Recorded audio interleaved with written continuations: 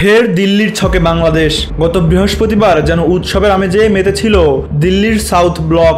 প্রধান উপদেষ্টা ডক্টর মোহাম্মদ ইউনূসের পদত্যাগের সম্ভাবনা ঘিরে খুশিতে ফেটে পড়ে ভারতীয় লবি ও পতিত ফ্যাসিবাদী শক্তি।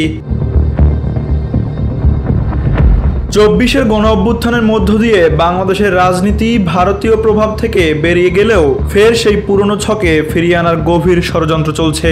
ভারতীয় মিডিয়া প্রকাশ্যে উচ্ছ্বাস প্রকাশ করেছে ডক্টর মোহাম্মদ ইউনূসের সিদ্ধান্ত ঘিরে।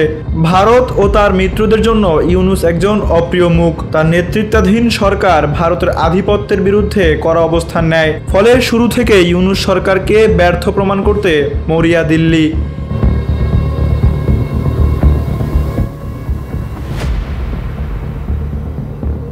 ভারতীয় ছকের প্রথম ধাপেই রয়েছে ইউনূস সরকারের ওপর চাপ প্রয়োগ, রাজনৈতিক দলগুলোর মাধ্যমে বিভাজন তৈরি, সেনাবাহিনীর সঙ্গে দূরত্ব সৃষ্টি এবং দেশের ভেতরে অস্থিরতা বাড়ানো। সেনাপ্রধানের সাম্প্রতিক মন্তব্য এবং ভারতীয় মিডিয়ায় কুপ্রচারণা সবই এই ষড়যন্ত্রের অংশ।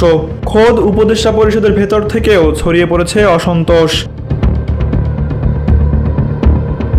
ভারতপন্থী অংশগুলো বিভিন্ন দলের মধ্যে বিভেদ জাগিয়ে তোলার পাশাপাশি সেনাবাহিনীকে মুখোমুখি দাঁড় করানোর অপচেষ্টায় লিপ্ত।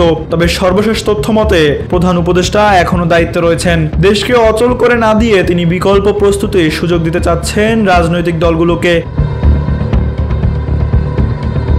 এ অবস্থায় রাজনৈতিক মহলে উদ্বেগ বাড়ছে। যদি ইউনূস সরে দাঁড়ান তাহলে যে শূন্যতা তৈরি হবে তাতে ফের একবার ফ্যাসিবাদ ও বিদেশি হস্তক্ষেপের শঙ্কা দেখা দেবে। ডক্টর ইউনূসকে ঘিরে যে আশা তৈরি হয়েছিল তা ব্যর্থ হলে ২৪-এর অভ্যুত্থান ভেস্তে যেতে পারে। আর সেই সুযোগটাই কাজে লাগাতে চায় দিল্লি। বাংলাদেশের গণতন্ত্র কি ফের চলে যাচ্ছে ভারতীয় ছকের হাতে, নাকি এবার জনগণের শক্তি হবে সবচেয়ে বড় জবাব? Tanvir Ahmed, NPB news.